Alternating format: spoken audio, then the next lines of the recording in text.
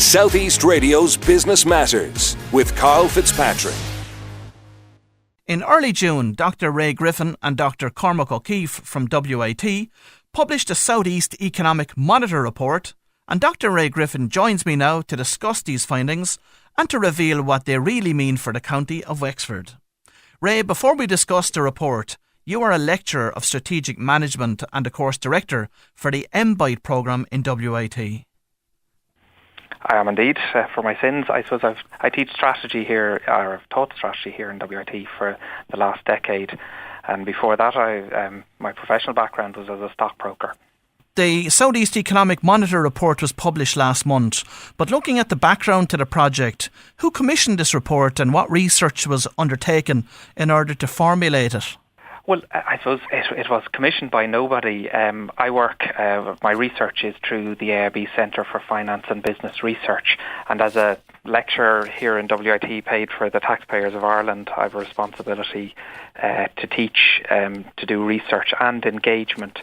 So I see this as part of our mission as the region's business school in providing economic analysis that's independent, so that decision makers can improve the quality of their understanding of the problems we're facing. So in summary, what does this report tell us about the current state of the South East economy? It tells quite a bleak story, to be honest, and there's no denying it. It's just there in the numbers. The South East entered recession in 2002, 5 years before the Celtic Tiger expired. And at this point, we can see we have dramatically higher levels of unemployment than the rest of the country. We're still crisis levels of unemployment, I'm afraid to say. And we have the other side of that, and there isn't as much awareness about this, but we also have much poorer job quality. So the jobs in the southeast of Ireland don't pay as much. They're just not as rewarding. And as a result of that, people can't build high-quality lives on the back of those jobs. And in relation to the unemployment crisis, is that because we've had an over-reliance on the construction sector? Our analysis doesn't particularly point to that. Like, we had a regional recession here in the southeast before we had the national recession. Now, this national recession was a construction-driven recession. There was far too many construction jobs. It at one stage was 25% of the economy. And in a normal functioning economy, you'd expect it to be around 12% over the long term. So we obviously had a bubble, and that burst, and that hit us. But that was the second punch. The first punch was really the lack of high-quality foreign direct investment jobs. And that came from the IEDA effectively ignoring the region from the mid-1990s onwards. And IEDA jobs turn over, like we're well used to the phenomenon of a factory closing. So you constantly need to be refreshing the stock of multinational companies you have in the region. And we stopped doing that in the early 1990s.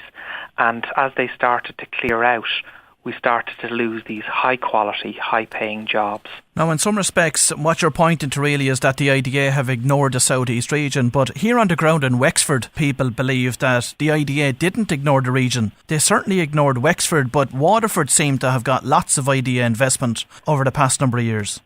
I can understand that argument, and they certainly did a lot better than Wexford, and indeed Kilkenny has as well. But the problem isn't in the region. The problem is between the regions. Our report looked at what we called a fair share analysis. And broadly speaking, there's 10.8% of Irish people live in the southeast, and just over 3% of people live in Wexford. So you'd expect that Wexford would get 3% of the IEDA visits, and it would have 3% of the IEDA jobs, and it's nowhere near that.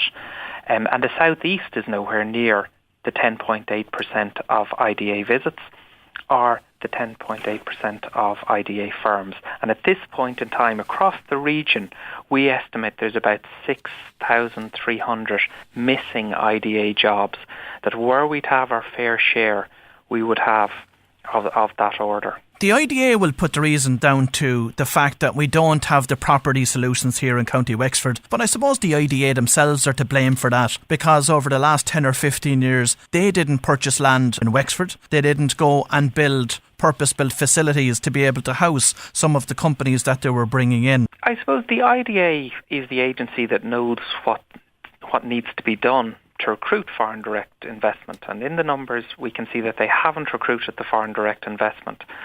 And they should really have figured out what needs to be done to fix that problem. And particularly acutely in Wexford. Like, Wexford is ground zero, or certainly some parts of Wexford are ground zero for the unemployment crisis in Ireland. They're the worst affected places. And you would expect the agency, the national agency that us taxpayers all pay for, that's tasked with the job of bringing jobs to where they're needed, would have a burning passion, burning desire to solve this problem exactly where it's needed. But it appears, and I don't think there's anything sinister in it. I think other regions have been better at getting their shout in. They've been more organised, they've been more vocal, they've been more politically active, and as a result they've got better service from that agency. So the difference between us and, let's say, Dublin or the West is the fact that they're better at lobbying government than we are? I think so. For a very, very long period of time, they've been much more effective at articulating what the region needs. I would like to say one thing just before it moves off on this topic. Our regional office for the IDA was recently re-established, and they're about a year into their work of starting to dig out of this problem, and I'd be a tremendous supporter of their work and really encouraging of it. So I suspect there is an acknowledgement broadly now that the South East has been left behind, and that the IDA is starting to get very organised about solving this problem. But it's a long lead time for those jobs to come, and for the numbers to start really picking up and impacting on the domestic economies, like people's homes in the southeast. And if you were tasked with the responsibility of representing Wexford with a view to going out and lobbying the IDA and government with the intention of getting them to bring more jobs to County Wexford, how would you approach it? Well, I suppose to a certain extent I'm not a campaigner or a lobbyist, but the report points out that there's a system of recruitment in the IDA, which is the visit, where they bring a multinational company that's considering locating in Ireland on a tour. And I'd be watching that number very carefully, and I'd be making representations to ensure that we get our fair share, and that the IDA is perpetually reminded of its regional responsibility. There's two answers to that the IDA will give you. The first one is that, look, they don't decide on where in the country the company wants to come and locate. It's usually decided through clustering. And secondly, they'll say, well, look, we won't be able to bring people to Wexford because you don't have property solutions for them. Well, I suppose the clustering issue is, I don't think that's credible. You have to think like an American multinational manager. When you're in Wexford, you're an hour and a half from Dublin Airport. That's Greater Dublin. You know, like if you were living in San Francisco, you're 2 hours away from the airport wherever you are. So Ireland to them looks like one cluster. So I can see them. I can see that they have a capacity with many of their clients. Some of them are stuck on a particular location, but I can see that they have a capacity with some of them to skew them towards one direction or another. So I'm not. I don't fully buy the clustering argument. In terms of the property solution, I think that's a very important aspect of the IDA package. I think complementary networks within the region are also very important. So, for example, higher education, the supplier base, the labour force, all those kind of things singing together. But I think we're as competitive as any other region in many of those regards. And certainly if the IDA has an issue with selling the southeast of Ireland, they should be articulating it very clear-throatedly exactly what the problem is.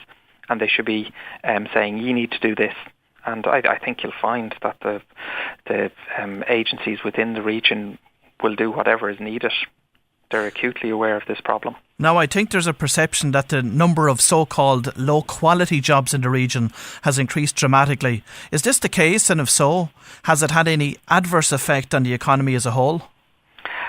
I think like the number of unemployed in the region has dropped very sharply from over 20% or 19% down to the 12.5%, and that has been replaced. What we've seen is the high quality jobs, often construction jobs, but industrial jobs also, are being replaced by lower quality service jobs, and you can see that clearly in the data.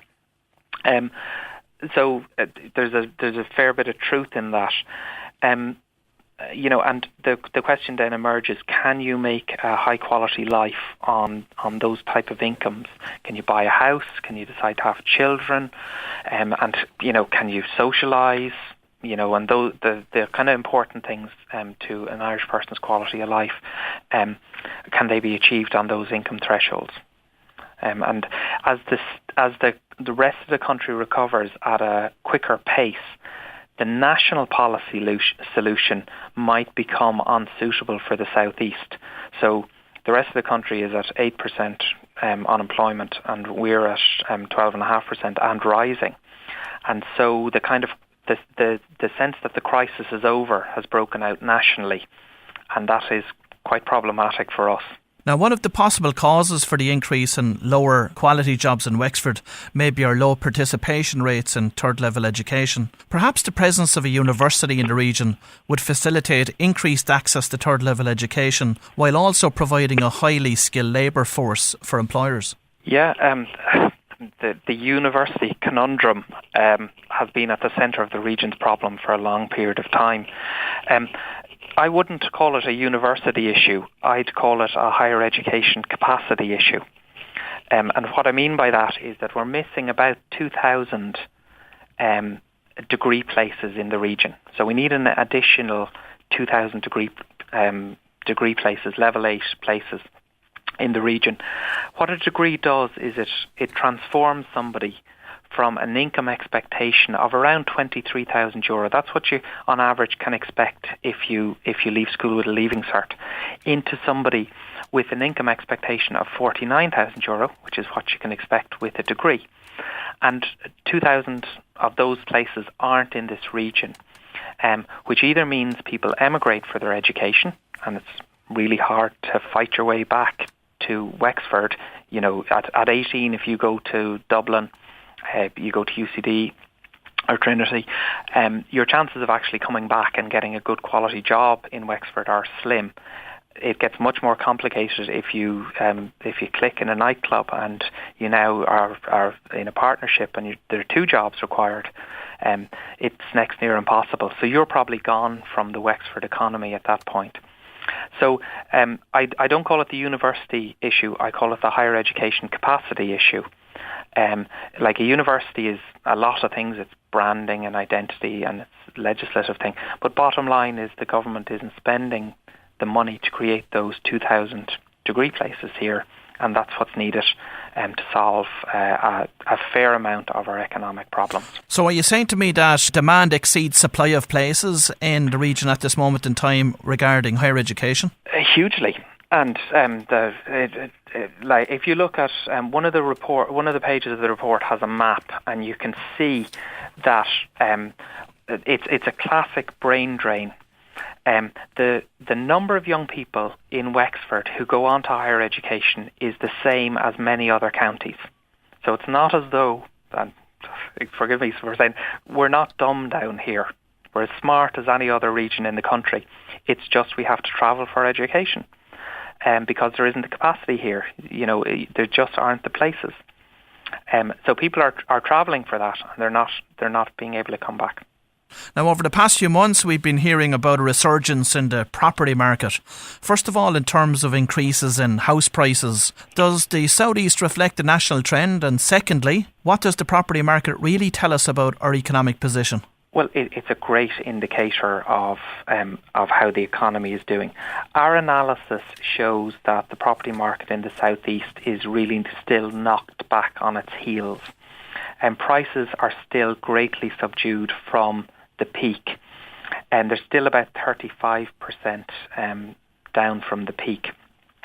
We've seen a huge growth in the number of transactions in the market. So there's a lot of houses being bought and sold now that weren't being bought and sold. So the volume of transactions has increased dramatically, but the prices have yet to start moving in a meaningful way. And you can understand exactly why that is the case. There aren't the incomes to support the mortgages for prices to start progressing. Now, is it likely that Brexit will have further alteration to these findings? Well, that's the really scary thing, is that at the moment with the economy recovering and certainly the central government's finances recovering, they can afford to start solving our problems. And in fact, as the gap opens up ever wider between the southeast and the rest of Ireland, it becomes a kind of moral and ethical responsibility of central government to start taking action to solve this problem.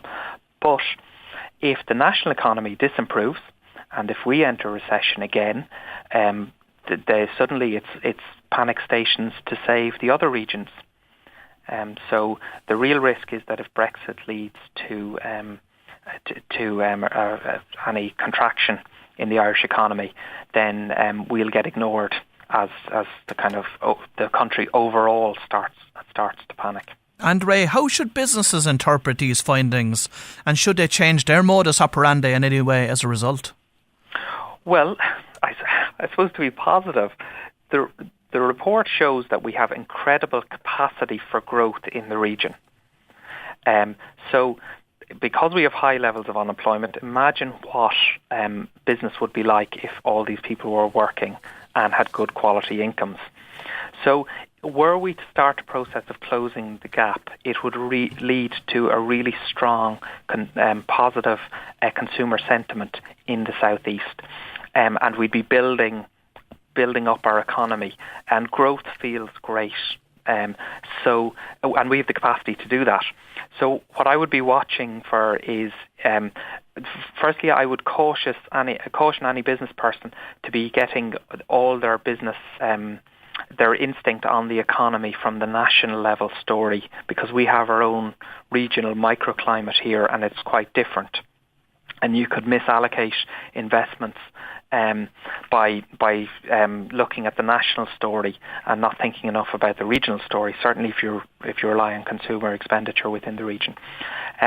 So that would be my broad message: is watch for growth. And if we start getting the things that we should be getting, if we start getting the IEDA projects to close the gap, if we start getting the higher education capacity, hang on to your bootstrap. Southeast Radio's Business Matters with Karl Fitzpatrick.